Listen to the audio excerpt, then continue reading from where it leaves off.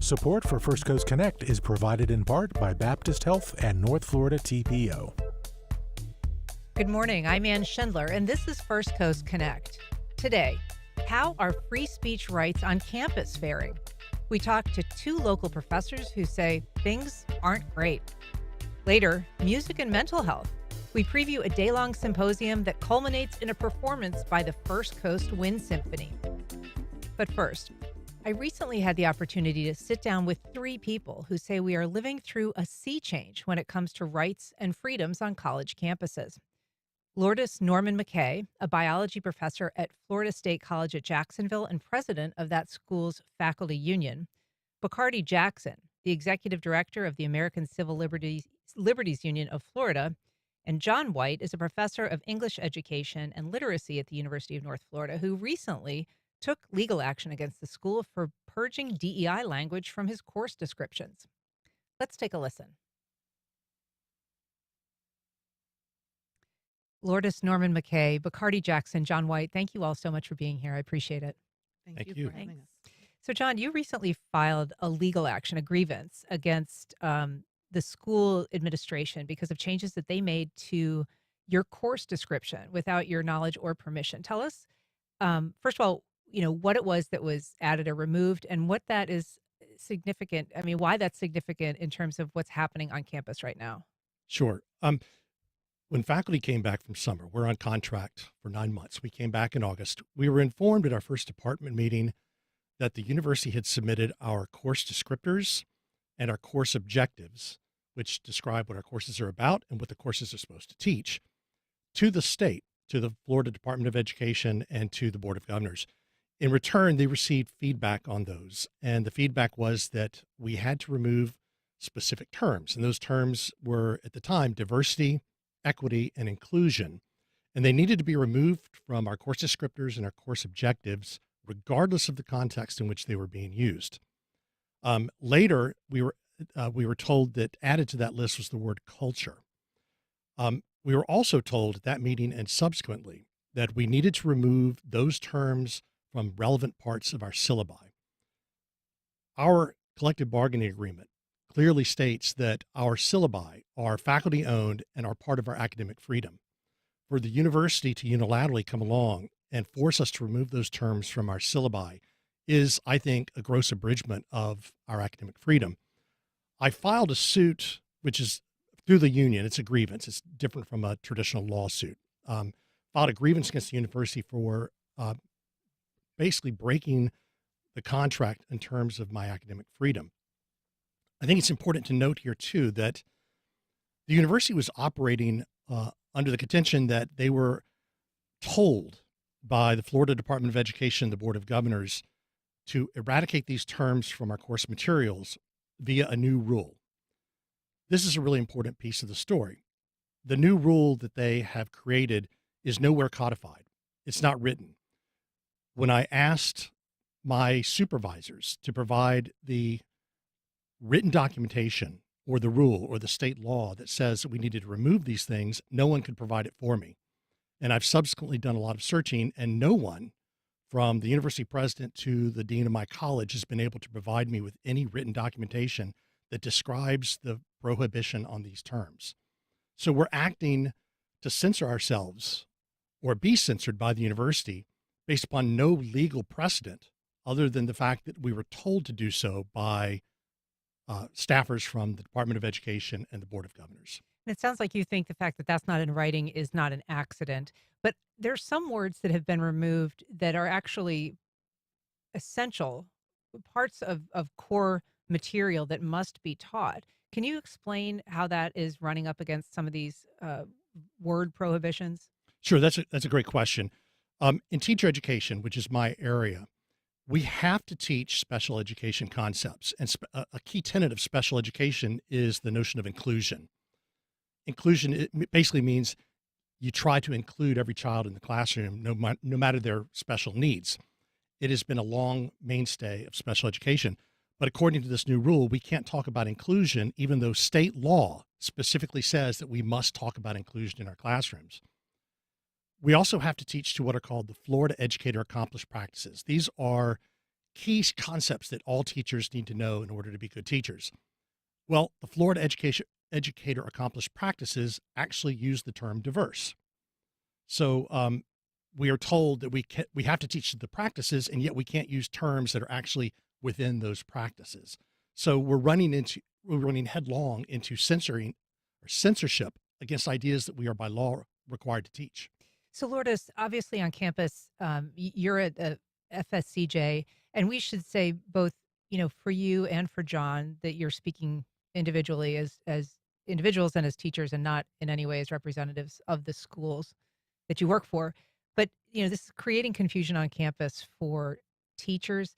But there has also been, I believe, emails and notices that have been going out to teachers about surveillance that's happening, whether openly or perhaps less openly, and then penalties, people being investigated, people being perhaps suspended. Can you tell us what's happening on your school's campus?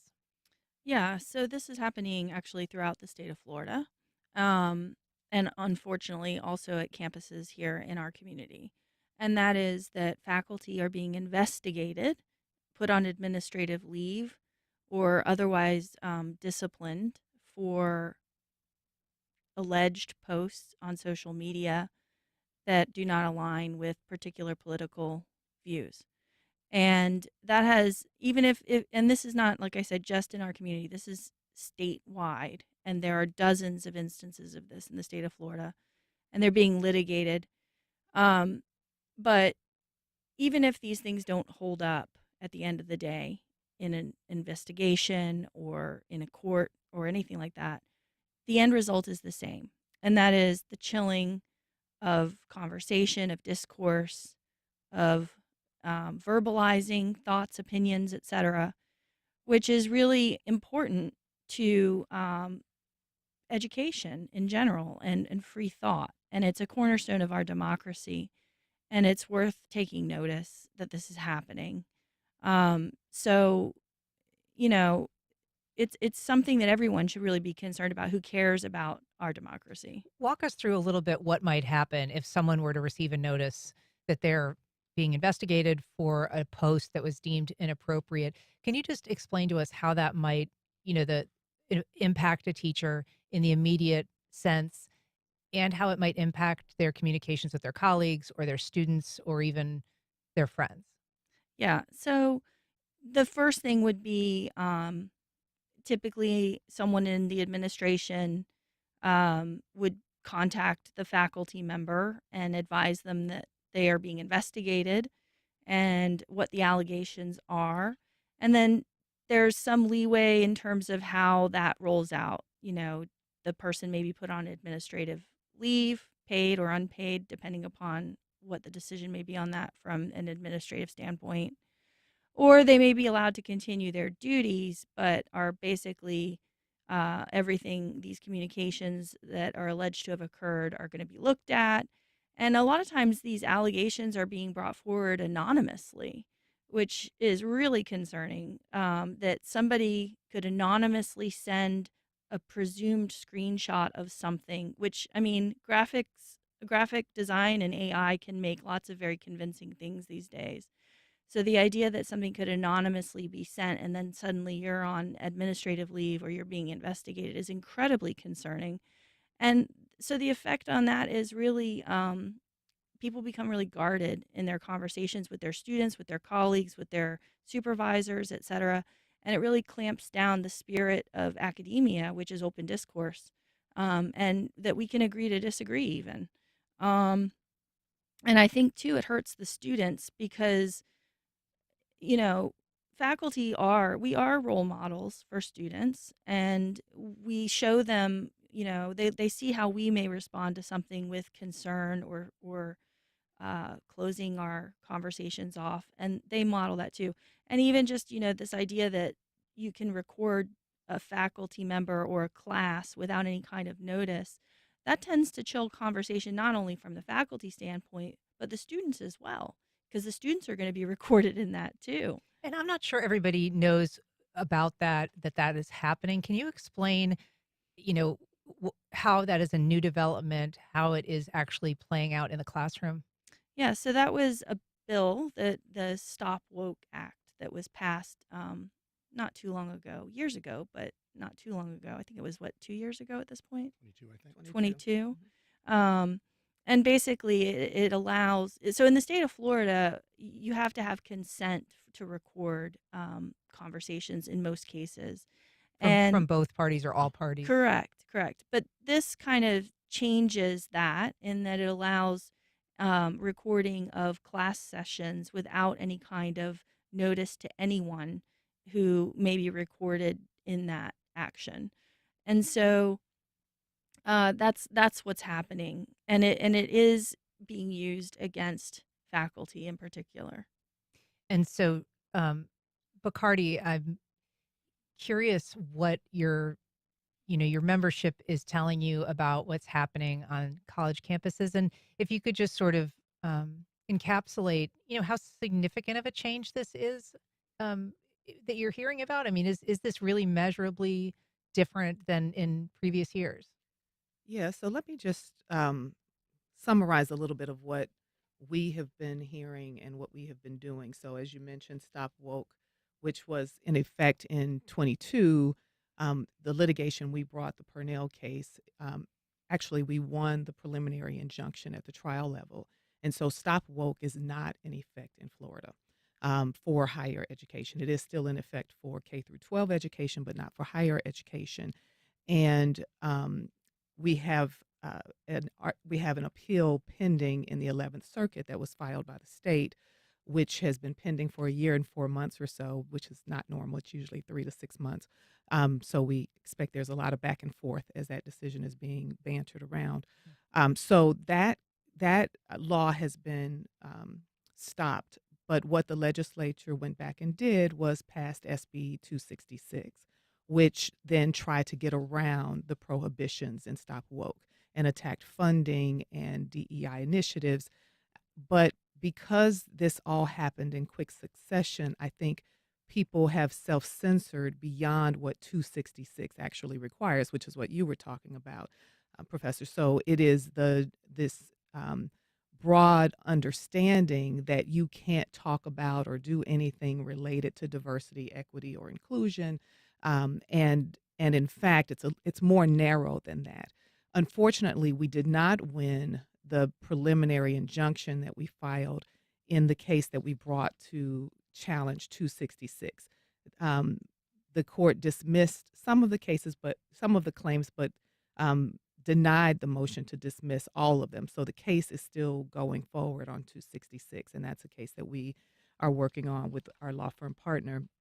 And so in that case, we see a professor who was denied funding to do research or present research, and that's what's been at stake in 266. But of course, what we are seeing right now, and because of what recently happened with Charlie Kirk, I think has been another impetus to see a new wave of repression, or a new justification for the repression that's already been happening, is we are seeing now this AI surveillance that is going into people's private accounts, students and faculty alike. We are certainly hearing about the broadening of state interference in people's personal lives. This is really deeply disturbing. And we've been talking about some public facing posts that people have been disciplined for, here, for instance, in Duval County. But you are referencing posts that have either been removed or were timed to be limited or were not put out to the public in the first place. And so who is surveilling that, and where are those surfacing? Well, I think that's a question that it remains to be answered, and I have been very curious about that, and have been hopeful that we will see a number of journalists and activists doing some deep diving. We, for instance, just filed at the end of September a case on behalf of Brittany Brown with the Fish and Wildlife Conservation Commission, because she was fired because she reposted a parody that was one of those 24-hour stories. It didn't even, it's not even a post that stays, but some group called Libs of TikTok screenshotted it and put it next to her face and said this person should be fired, and so she was the next day fired. And so we are definitely seeing this surveillance that is happening, I think, from both private organizations or individuals who are pushing out, who are sort of acting as these kind of private enforcers, Hmm. if you will, of certain ideologies. And then you also, um, at least what we have heard, is that AI has been in use by the state for a number of reasons. One of the ways also that free speech has been suppressed on campus is through this so-called immigration enforcement and the use of and ICE on campuses. And so we know there was also AI surveillance in that regard going through students who had some sort of status, immigration status, that they were being monitored. And that's how a lot of those students were having their statuses revoked. I just want to ask you, though, I mean, kind of back to my original question, how Yeah. different is this moment? Well, this is sadly not entirely different from our history, but it harkens all the way back to the McCarthy era and the Johns Commission in Florida. This is the stuff that we read about in history books that we may no longer be able to read about in history books if history continues to be edited. But this is the kind of repression that you do not expect to see in a modern democratic nation. So this is very different. This is beyond the pale of anything that I could have imagined. And I think what is ironic about that is it is on the heels, or this movement has built on this whole notion of freedom and this whole notion that we should be free to speak our minds. But at the same time, they are saying that they are working really, really hard to suppress ideas and thoughts and concepts that don't match with their ideologies. And so that is striking because one of the cornerstones of democracy is that the First Amendment protects all forms of expression, even if it's offensive, even if it's controversial, even if it's disruptive, Mm. and that the government should not be engaged in suppressing that speech. And we are seeing this blatantly happening in Florida, the suppression of expression. Lourdes. Yeah, so I'm thinking of the requirement that we submit syllabi well in advance through a platform at this point. I think this is all state schools now are having to do this. And we are told exactly what has to be in those syllabi in terms of content that they want screening for. And this is because they're screening it through AI ahead of the class being, taught in the given semester. And I think that that should be another flag in terms of freedom of speech. And they're looking for, AI is good, but it's still growing and learning. And so right now, I haven't seen what the results of these screens are other than looking for keywords primarily. I don't know that the average person understands that it would be unusual to have to upload your syllabus into some sort of statewide database or someplace where state officials could review. How unusual is that, John? It's not unusual. We've been doing that for years. I think people have this idea that we're doing things in secret. We've never been doing things in secret. Our materials are subject to the sunshine laws. They always have been. The difference now is the state is demanding we do so 4 months in advance of when the course starts. If you keep in mind, our courses at UNF start in August. We are not under contract from June, July, and early August. So they're telling us now our courses have to be ready to go the spring before the next term. And most of us tweak and update our syllabi based upon the needs of our students and as things happen. But I think Lourdes has a great point here. The reason for that advanced 4 months advance notice or 4 months advance posting of our syllabi is so the state can monitor what we're putting in there via word searches, et cetera. It has a chilling effect. While we were talking, I was looking this up. Senate Bill 266, which the ACLU is bravely fighting, specifically says that our syllabi and other materials that we can't talk about systemic racism, sexism, oppression, and privilege, or that they are inherent in institutions of the United States or created to maintain social, political, economic injustices. I'd like to point out that this, by definition, would prohibit history professors from talking about the 13th, 14th, 15th, or 19th Amendments to the United States Constitution. It would forbid us from talking about the Dred Scott decision, the Plessy versus Ferguson decision, the Kawamatsu decision, Jim Crow laws, anti-miscegenation laws. It's such broadly written statute that it is silencing us from talking about a myriad of things that are central to American governance, the republic, and democracy itself. I'm seeing at UNF the prohibition on those terms that I mentioned, diversity, equity, inclusion, and culture, are now being taken out of a bevy of other course materials because the wording of the law is so vague, and there's so much fear of us being monitored by not necessarily just our administration, but outside special interest groups trying to play a game of catch us at something, even though my colleagues and I went into this profession to teach young people to think critically. And that's exactly what we're trying to do. And some of us are trying to do that despite what the state is telling us not to do. In other words, the state is trying to tell us to shut the hell up. I mean, one example of that limitation is, for instance, sociology classes not being allowed to use the word culture Yes. in teaching about other cultures, which is obviously an impediment. Yes. But one of the surveillance issues that we were briefly talking about ahead of the show is the idea that while generally communications that are sent through a government email, and that includes state colleges, those are public record, but that there is now a broader sense of what could be exposed or requested, and that would include private text messages between professors, private emails, even between professors, if they're referencing something that's happening related to school business. And that would seem to open up a whole new channel of concern and potential invasion into privacy.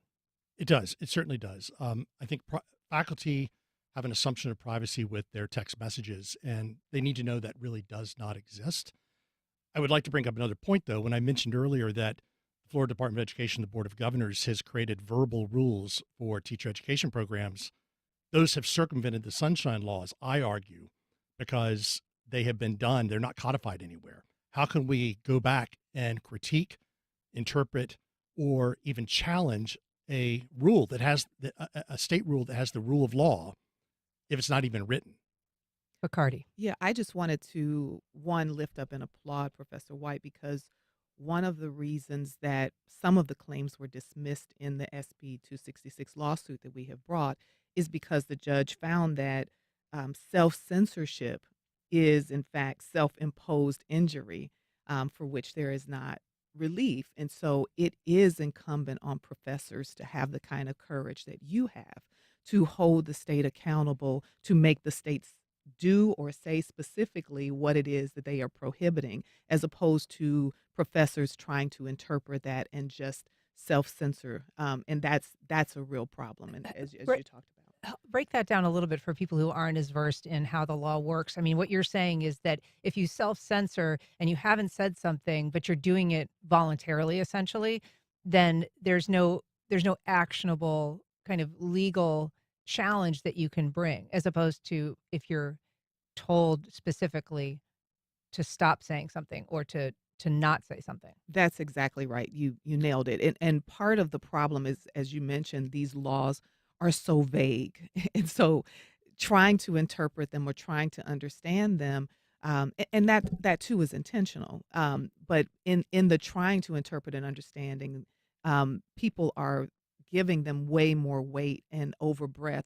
And unfortunately, the judge found that that kind of self-injury is not something that the court can provide a remedy for. And so people should be waiting to see what the state says is the actual rule. If you don't know what that says, don't assume it is broader than it is, or assume you cannot do the things that we know they've been, hinting at, but that they have not directly stated, they have not codified, they have not given any guidance for which you can actually know what it is that you are prohibited. What are those lines? We need to make them say that. I mean, it's sort of funny because we're talking about, impositions and restrictions on the behaviors of teachers, but really they're freer in some ways. I mean, we're living in a real world. The schools are taking these actions because they're concerned about losing funding. And so when they're perhaps proactively or preemptively telling teachers about what they can and can't say, they're doing so, Lourdes, because they're worried that they're going to have financial sanctions placed upon them if they don't fall in line. Yeah, that's exactly right. And I'd say, like, for most people in education, we're regular people. We have families, we have mortgages, we have other bills. And, there's a real decision that gets made about, do I take this risk? And I think, Bacardi, your comment about being brave is well placed. It is an act of bravery to speak out because there are real consequences. We're seeing these real consequences falling on our peers, on regular citizens. And I think that it's very important to stand and recognize that these are regular people. These aren't people with big platforms. These aren't people like Charlie Kirk, to be clear.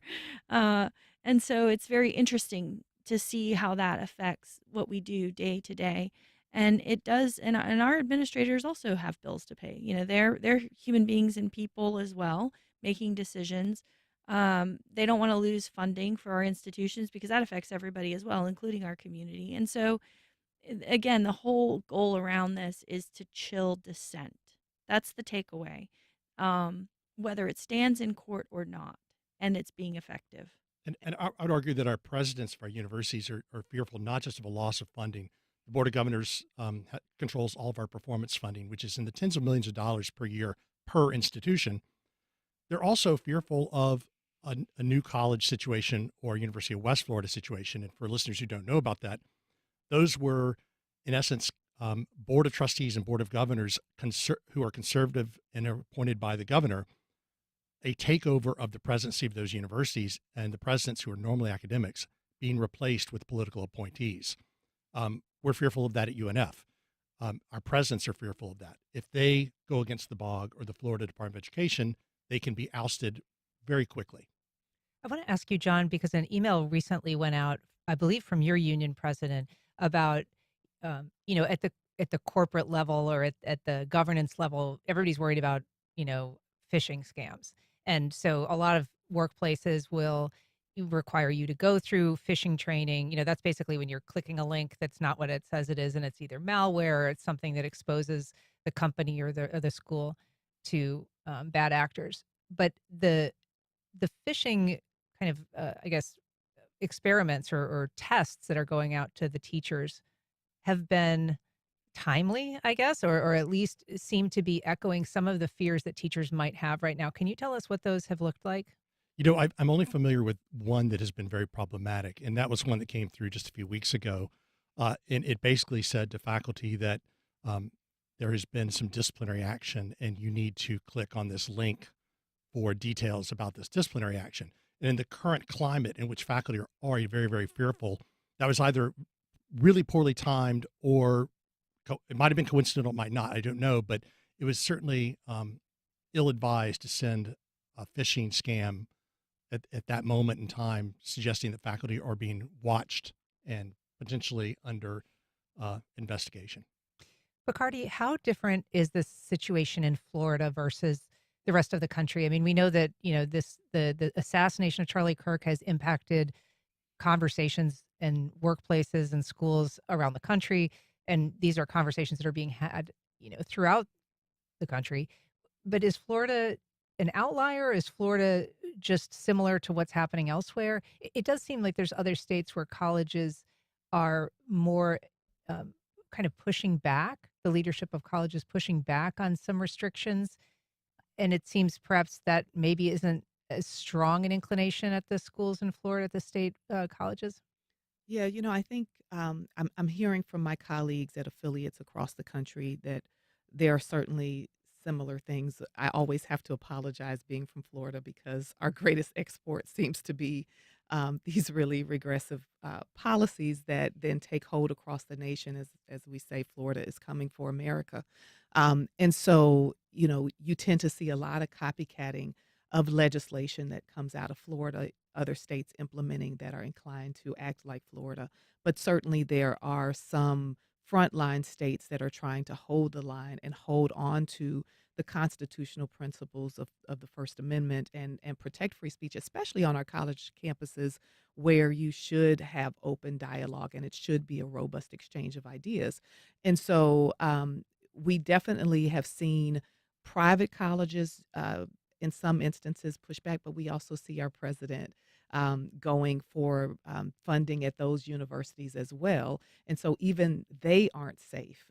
Typically, you would have government respecting the boundaries of private corporations and institutions, but here, this repression is so great. This movement is so great to put a particular ideology into place and to ban. I mean, if your ideas are so great and your ideas are so right, why do you have to work so hard to suppress other ideas?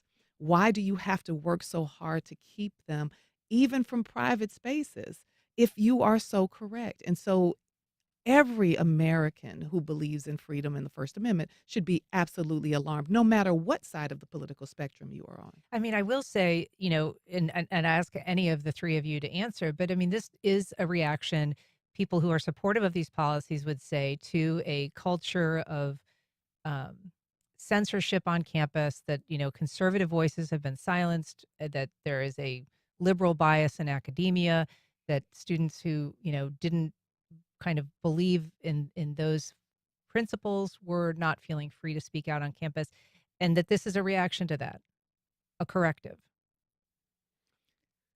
I I would take umbrage with that. I think those folks need to come and sit in my classes. We have great discussions. Um, I I hear from conservative students all the time, and I have pushback from students about various ideas, but that's what it's all about. I don't, by any means, want any student not to speak to me. Our classes should be places of open dialogue and discussion. That is what universities were meant to do. If my students are so fearful of, or any student is so fearful of a new idea, well, maybe they shouldn't be in college, because the reason to be in college is to be exposed to those ideas. But I know that there's a talk of liberal bias on campus. Um, I just don't see it in the actual teaching and day-to-day activities that are happening in our classrooms. I mean, this is a very conservative place we live in, and to suggest that somehow we are radically different and indoctrinating children and students into a liberal ideology is just patently absurd. Lourdes, your thoughts about that? Yeah, I mean, I have trouble getting students to turn in their homework. I don't know about indoctrinating them. So, I think it's, that said, I think that freedom of speech for everyone is important. And if there are people who feel like, oh, I wasn't, respected in my right to share my thoughts or my ideas, their concern is valid, and our concern is valid too. And all this to say that freedom of speech is freedom of speech for everyone, and that at this point in time, if we want to make things better, this isn't the way to do it. And so we really need to think about what the end goal is here, and stop this back and forth partisanship battling. It's not helping anyone. It's not going to make our place, of employment or study better. It doesn't make our community stronger. It doesn't help America, period. And if we really want to get to the heart of it, I mean, I think we can go to a couple of admissions by the President of the United States, which are admissions that, he's educated people aren't fond of him, and that, this is generally, we have seen a culture of attacking education, whether it's at the K through 12 level and the race to the bottom for public schools, taking away certification requirements in this state in some instances, and seeing schools defunded, or whether it is at the level of trying to defund and destabilize education at higher ed levels. It's happening all over. Well, it's an important conversation. Thank you all for coming in today. Lourdes Norman-McKay, Bacardi Jackson, John White. Appreciate you sharing your thoughts. Thanks for doing it. Thank Thank you for you. having this conversation. All right. And we'll be right back.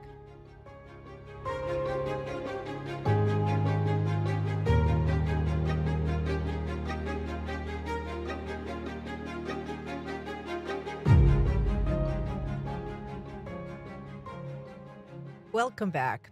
A collaboration among leaders in healthcare, advocacy, and the arts comes together at a day-long symposium exploring the connection between mental health and music. Here to tell us about it is Artie Clifton, music director for the First Coast Wind Symphony. Good morning, Artie. Hi, Ann. We're also joined by Carey Holt, who serves as the board chair. Good morning, Ann. Good morning. I appreciate you both being here. So, Artie, we talked about this symposium. Who is this event designed for? Designed for nurses, healthcare professionals, community care organizations, anyone interested in the arts and wellness. Yeah, those are people who practice in the field. What about people who live with it, people who have family members that are living with it? What about music fans, since that's a big Sure, part of the conversation? absolutely. Where you're interested in the connection between the arts, and specifically music in this case, and mental health, and how the arts can help promote and support mental health and wellness. And what do we know about that connection? Well, there's lots of studies that have been done about how music is helpful towards processing your feelings and creating community. And those are all really important things when, well, in everybody's lives, not just those who suffer from depression or other mental health conditions. And so, I mean, there has been some research that has, really gotten into beneficial aspects when it comes to either treating or working to improve mental health conditions, Artie, and that includes things like depression, trauma, anxiety, but it can also be used to help people improve memory. It's been used even in treating people with substance abuse disorder. Absolutely. Improve memory, substance abuse, and just good mental, emotional regulation in our lives. Our focus is not, although it will include depression, anxiety, symptoms of mental illness, our focus is mostly on mental health and wellness. And that, of course, applies to everybody. Just as we need to have good physical health, mental health is also important. We don't talk about it as much, but our daily lives and how we live those lives and how we can use the arts to help promote and help us control, regulate our emotions, and enjoy the experience of the arts. And that, in our case, as a community music organization, we're very interested in supporting the community and making the community a better place to live. And this is one of the ways we can do that. This is a partnership with the JU School of Nursing. And Professor Deanna Seymour will be one of the speakers that will talk about her experience and her research with music and mental health. And so this is really a kind of a combination of things. It is the symposium, and there will be speakers and lunch and sort of, a more traditional format. And then, as you mentioned, there's this performance by the First Coast Wind Symphony. That's an organization that you started, Artie, back in Yes, 1990? 1990. It Yeah. started as a collaboration with Florida State Community College and Jacksonville University. And its purpose was to provide an opportunity for musicians in the area who maybe are making a living doing something else, but that have studied music and want to continue to perform, give them a chance to have an outlet for their music making, and also to provide good music opportunities for the community free of charge. And so all of our concerts are free of charge. Now, the symposium itself does have a registration fee if you are there for the whole day, which it begins at 10 o'clock, and the symposium ends with a performance by the First Coast Wind Symphony. That begins at 4 o'clock. So if you come to the entire event, there's a fee of $50 registration in advance, $60 at the door. It is free, however. The entire symposium is free for all faculty and students. But if you're not able to come for the full day, you can still come at 3 o'clock and hear our guest composer, Randall Standridge, talk about his music, and then he will be conducting the First Coast Wind Symphony in the 4 o'clock concert, which is the culminating event of the symposium. And that 3 and 4 o'clock session is free for everyone. And this performance is something called the Unbroken Project, which was created by Randall Hmm. Standridge. And he, talks about in the work that he created, the fact that this was something that he uses as a way to connect people with music and with thoughts about, mental health challenges. Yes. What is it like to perform? Oh, pretty incredible. So he himself has mental health issues in his family. His mother, I think, suffered greatly from depression, as does he. And he wrote this piece, and it starts out joyful, and he's with his family, and it's joyful. And then as the piece goes on, it starts to get a little chaotic. And we feel as performers like we're inside his head. and feel the loss of control and the chaos. It's a very emotional piece to play, and I think Artie has done a really great job of, he rehearses us for several rehearsals before Mr. Standridge comes on Friday night for the dress rehearsal. But it's a very emotional piece, but very hopeful as well. So to be able to perform with other musicians under Artie's baton so far has been just a really positive experience. And you're on the horn, is that right? I You're a am. French horn I'm a player. French horn player. And yes. so is that work that is that like an instrument that is prominent in this performance? Well, the horn has a couple of solos. Nice solos. Oh, Yeah, nice. a couple. Well and played. Well, thank you, Artie. Yeah, there are several instruments that have solos in it. The flute plays the mother in one scene where the mother is happy, the family is happy, and then the flute, Clarinet. the clarinet has a beautiful, very long solo. I like to think that the horn is prominent in every, Right. even in afterbeats in a Sousa march. But yeah. Artie, you clarinet is your instrument, is it not? That's right. Yeah, Yeah. I played with the Jacksonville Symphony on and off for many years, and I taught at Jacksonville University and performed in the community. And then I retired about 4 years ago from JU, and then I've continued my work with the First Coast Wind Symphony as And the conductor. The symphony is about 60 members. 60 members. Yeah. That's right. And what is the importance, I mean, in terms of creating this organization, this institution, making it free? Well, I think that's important that for access for the community, that anyone can come and hear good music played without charge. That's important for us. And we play in different areas around town, and we invite people to come and hear the music. I think if you come and hear the group play, you'll come back. If it's getting people there for the first time so they can see what it's about and can hear the group. And we're very proud of our work. We won a national award last year by the Sousa Foundation as one of the best community bands in the country. We're very proud of that. Oh, congratulations. And we've got a very fine group, good leaders in the group, and we play good music. It seems like a really special opportunity for people who are accustomed to a drier kind of symposium. There are a lot of people who do continuing education, nurses and practitioners. And so this really is kind of I think a very special opportunity for them to see something artistic and not just be learning a curriculum. And if folks do come to the symposium, there are 6 continuing education credits available to them upon completion of the symposium. Yeah. Well, it sounds like a wonderful event. It is on Saturday, October 25th. The symposium starts at 9 and the event goes until 5. But as you noted, you can attend just the performance at Terry Concert Hall on the campus of Jacksonville University.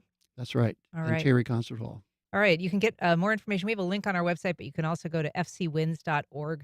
Artie Clifton, Ann Holt, thank you so much for being here. Thank you for having us. Thank you, Ann. All right. Up next, a bloodthirsty plant takes center stage in a local production of a cult classic.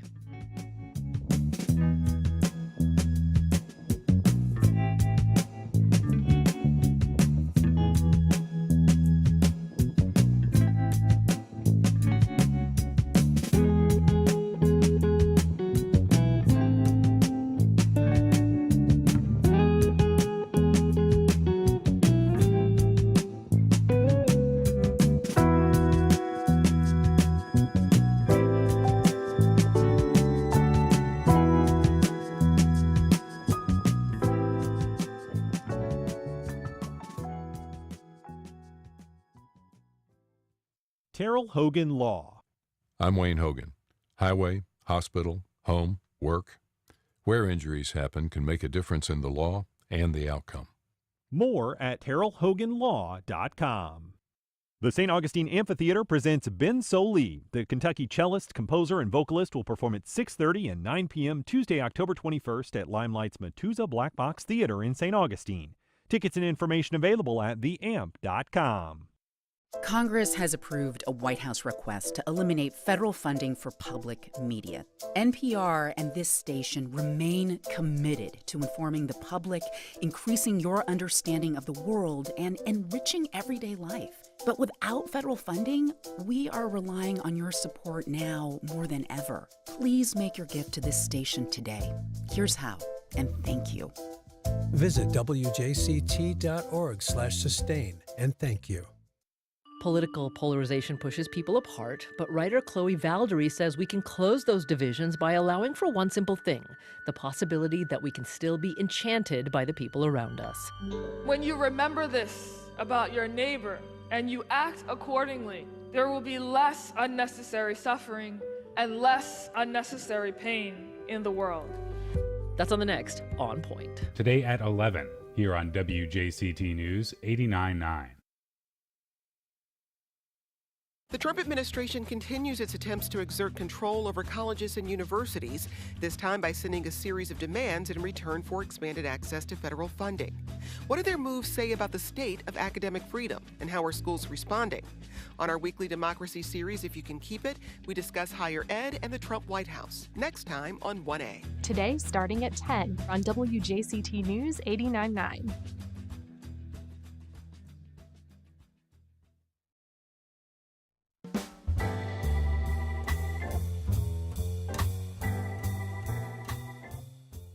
Welcome back. Well, whether it's off-Broadway or on Fleming Island, Little Shop of Horrors has earned its 4-decade reputation as a reliably fun and October-appropriate show. Here to tell us about the current staging at Spotlight Theater through November 1st is Curtis Lemoyne, the show's creative director, and the male lead, Seymour Krelborn. Good morning, Curtis. Good morning. Thanks for having us, Ann. Thanks for being here. We're also joined by Megan Utek. Yeah. Said I was going to get it, and I kind of did. Megan Utek, who plays the musical's female lead, Audrey. Good morning, Megan. Good morning. Robert O'Hara, actor playing the flower shop owner, Mr. Mushnick. Good morning, Robert. Good morning. Thanks for having us here. And Luke Collins, who plays the sadistic dentist, Oren Scrivello. Good morning, Luke. Good morning. First of all, what a fun show. You guys must be delighted that you're doing it. Curtis, I'm going to start with you because you play Seymour, which... You know, this is well before Walter White and Breaking Bad, but there is a little bit of that happening. You've got this kind of mild-mannered schmo who becomes a killer. Tell us, what do you like most about playing Seymour? He has such a heart of gold, and he just wants to, he wants to impress Audrey. He wants to make good with Mr. Mushnick, who rescued him from Skid Row. But he is a little haphazard, and, he has this affinity for strange and interesting plants. And that kind of gets him in trouble as we go throughout the show. Yeah. But it's just so much fun. It is a play with a lot of heart. And Megan, Audrey really is kind of the heart of the show. She's this kind of, woebegone, but very kind of gentle character who's in a terrible relationship. We'll get to that. But, you carry a lot in the role because you have such a powerful presence. Beautiful solo. That's a key part of it. What's fun about playing Audrey? Oh, it's a dream role and always has been. She does really have a heart of gold and just wants to love and be loved. And Seymour is the perfect one for her to fall in love with. And after, her horrible relationship with Oren Scrivello DDS, the gentle, loving Seymour is exactly what she needs in her life. And it's just, like you said, Summer That's Green is one of the most beautiful, hopeful songs that I've gotten to sing. And I love every minute of it. I cry, which is ridiculous, but I do. I cry every time. Yeah. Yes, I love it very much. All right, Luke, let's talk about this. You play, All right, Luke. You play the sadistic dentist, the sadistic boyfriend, not a real nice guy, kind of got a nitrous habit. But this is like such a powerful role. It has also been played by some incredible people over the course of the production. How do you approach it? How do you make it fresh? How do you bring your own personality into it? Well, luckily, a lot of people have played it. A lot of people have played the character, so there's a lot to take from for inspiration. I will say I'm a Southern boy, so I kind of take that Steve Martin direction with it, with, that drawl. And but like I didn't know I would ever play something like that because I usually play very family friendly type characters. But when Curtis texted me about the role, I was like, oh, this is going to be fun. I'm going to enjoy this. Yeah.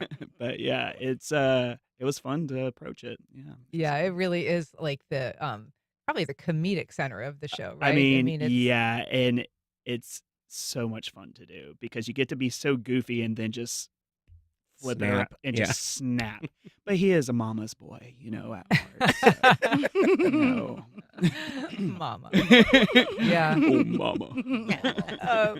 Bob O'Hara, you play Mr. Mushnick, who is, he saved Seymour, but he's a little bit transactional. He kind of wants to make sure that his flower shop exploits this wonderful discovery that Seymour has made, and doesn't much care about the details of getting there. I understand, though, that your entrance into acting was fairly recent. Very recent, yes. 2019. 2019, I started after retiring from my career. Well, I've had several careers. And you're a grown man. I'm a yes. Yeah, so after retirement, I got involved with community theater and have been fortunate enough to find places like the Spotlight with. Is it true that you have done more than 30 productions since 2019? Oh, yeah, I've actually done more than 40 or 45. Ah. Yeah. So He wasted no time. I'm a glutton for punishment. I'm trying to make up. I'm on a clock. It sounds like you are making up for lost time. Curtis, this theater has been doing a lot of great productions. It's a dinner theater, and so there is, It is, yes. even matinees have lunch. You have already unveiled your 2026 season. We have. What's on deck? We're really excited. We're going to open with Forever Plaid. We've got Prince of Egypt, the musical, which is really exciting. Annie is going to be our summer musical, and we'll have a camp associated with that. We'll close the season with White Christmas. So we've got some big name musicals coming up for 2026. Well, it will be a great production. If you haven't ever seen Little Shop, definitely take the opportunity. It runs through November 1st at Spotlight Center Dinner Theater, and you can find more info at spotlighteventcenter.com.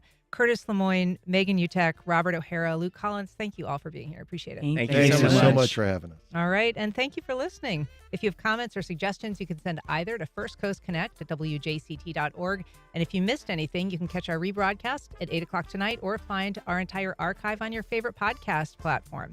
Join us tomorrow when we ask a retired prison warden about safety concerns behind a staggering budget request to state lawmakers. I'm Ann Schindler. You've been listening to First Coast Connect on WJCT News 89.9.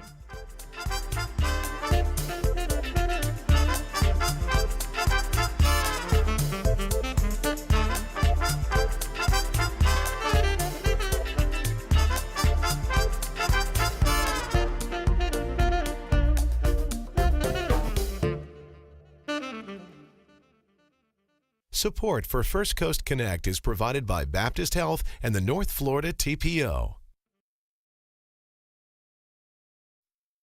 The North Florida TPO is committed to shaping our transportation future. We're focused on planning, funding, clean fuels, and new technologies for a vibrant, connected community. Learn more at northfloridatpo.com. Baptist Health is a proud supporter of First Coast Connect. Baptist Health, committed to building a healthier community for all of us. More info at 202-4YOU or baptistjacks.com. Tidbits, family owned and operated since 1985. 4 locations: Bay Meadows, Hendricks, Mandarin, and now Fleming Island. Menu items include fresh sandwiches, salads, and soups. Open Monday through Saturday. Online ordering and menu at clarastidbits.com.